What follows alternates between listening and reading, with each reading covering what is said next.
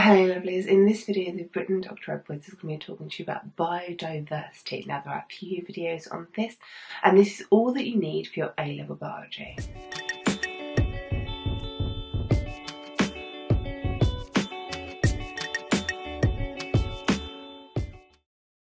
Biodiversity.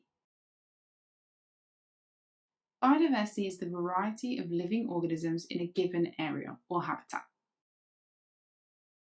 This can be measured on different scales. So a habitat could be something very small and very local, all the way up to something global. So a local example or a small scale example of a habitat could be a rock pool, a pond, or a single tree. This could scale up to quite a large ecosystem, such as a coral reef or a forest or a desert. Or we could look at it on a global scale, where we look at actual kind of biomes. So there's tropical forest in multiple places around the world, but tropical forest in itself is a habitat. Tundra is a habitat. Mountains are a habitat. Desert is a habitat.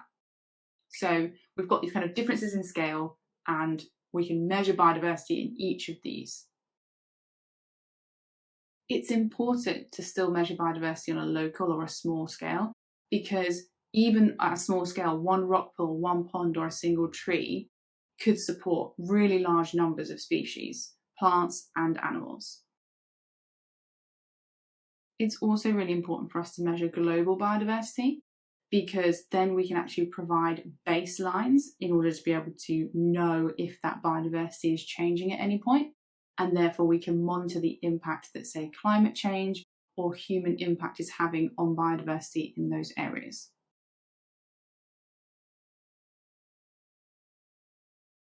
Having a high biodiversity is really important because it creates stable or balanced ecosystems. Something like a really diverse coral reef or a really diverse tropical rainforest, these are what we call stable or balanced ecosystems, because all of the species and all of their population numbers are stable and in balance.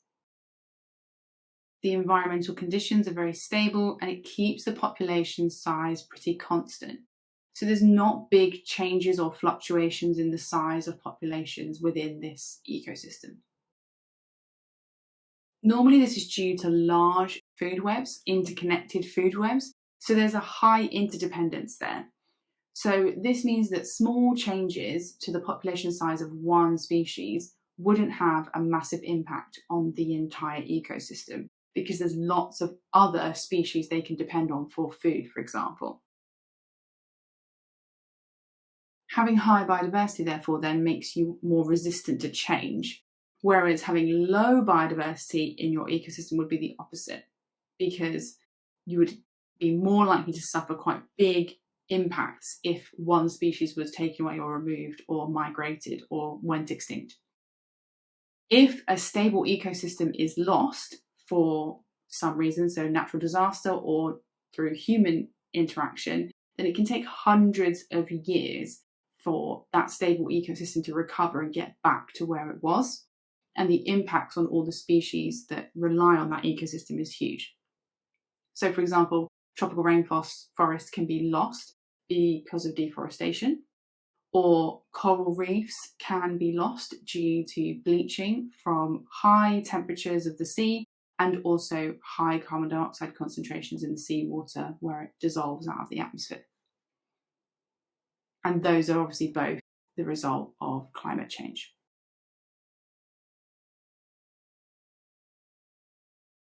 We need to know how to measure biodiversity. We've talked about genetic diversity before, and that is the number of different alleles in a population.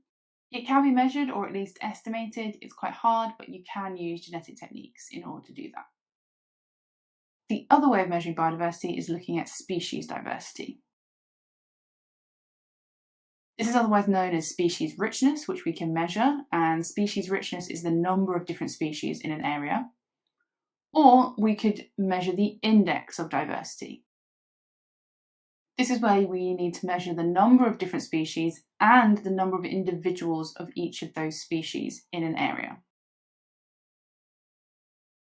The index of diversity is considered a better measurement of species diversity because it takes into account both the number of different species and the abundance of each of that species, so the number of individuals. This stops something like a measurement of 3 for species richness being misleading, because if in a field you've said the species richness is 3 because there's 3 different species, but actually it's like 99% grass and there's 1 dandelion and 2 daisies, that doesn't give you a real indication or a picture of how diverse that field is, because really it's just grass.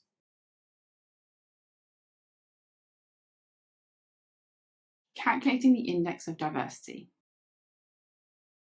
It requires the use of this formula, which we have to know, where capital N is the total number of all organisms. So that's all of the number of all the species added together. Lowercase n is the number of individuals of one species. And then we have the Greek symbol sigma, which means the sum of. It means to add together the n times n minus 1s for each species. So we use this formula to calculate D. The higher the value of D, the more diverse or biodiverse an area is. So for example, if there was only 1 species present, then the value would just be 1, which is no biodiversity at all, 1 species. So the more species there are and the more abundant each species is, or the more even the abundance of each species is, the more biodiverse an area. In order to get these numbers, so the total number of organisms and the number of individuals of each species, we need to use random sampling techniques, very similar to what we've studied at GCSE. And this will be to estimate the number of individuals, and we can use various techniques in order to count them. But we are normally doing sampling, so we are estimating the number of actual individuals in an area. And then once we've done that, we can compare the diversity index for different areas, so for different habitats, for example. And then we can see if we can use our scientific understanding to explain that difference by looking at whether there's different biotic or abiotic factors in those different conditions. So sampling, remember, is where we're taking measurements or we're counting a limited number of individuals from a larger population. So it is not possible to count every single flower in a field. It's not possible to catch every fish in a pond. This is a way of doing this without having to catch or find or locate or identify every single species in an area. For everything that is going to stay still and not move around, so that's plants and some organisms that either move very slowly or don't move at all, we can use a quadrat. There's other sampling techniques you can use to catch moving organisms, such as nets or pitfall traps as well. You would sample the area randomly, either using the grid method, so where we've put down that big sort of X and Y axis in a field and use coordinates, or if you're doing systematic sampling, then you would use transects. And the use of transects is normally to do when there's a biotic or abiotic factor that's changing. So for example, moving further away from the tree, the light intensity will increase, and that could affect the distribution of your organisms. Or if you're moving away from a river, the water level will get lower and lower, and so that again could affect the distribution. So normally though, when we're looking just for biodiversity to see how diverse an area is, we're using the random sampling technique with the quadrats. In order to make sure our samples are representative and reliable, they have to be random. The randomness is to remove bias and improve the reliability of our estimates, to say that they are a reliable estimate of the population. And large, they need to be large enough to ensure that our sample is representative of the entire population. The way we go about doing this is obviously, as we said, using the random method with the grid and random number generator in order to place quadrats. And in order to get a large enough sample, it would mean placing a large number of quadrats. The more quadrats you place, the larger your sample.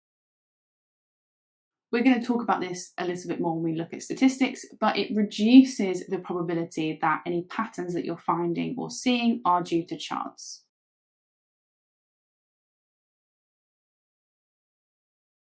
Let's have a look at an example then. I've got 2 fields, A and B. In A, my species richness is 2. I have 2 different species, a pink flowering species and a red flowering species.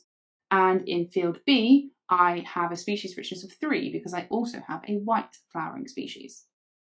So my big N, my total number of all organisms for A is 36, and my little or lowercase n for my field A is 5 red, and then lowercase n for the other species is 31 pink. I'll do the same for field B. So capital N is 37 for B, so there's 37 individuals in total, 11 white, 12 pink, and 14 red. So now I'm going to put those numbers into my formula. So 36 times 36 minus 1 on the top for field A. And then I'm going to need to do 5 times 4 plus 31 times 30. Once that's worked out, it comes down to 1,260 divided by 950. So we do that to get D, and our D is 1.3.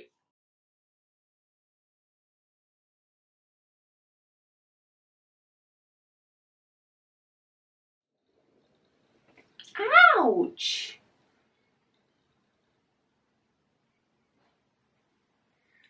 This is why in some videos I explain scratches.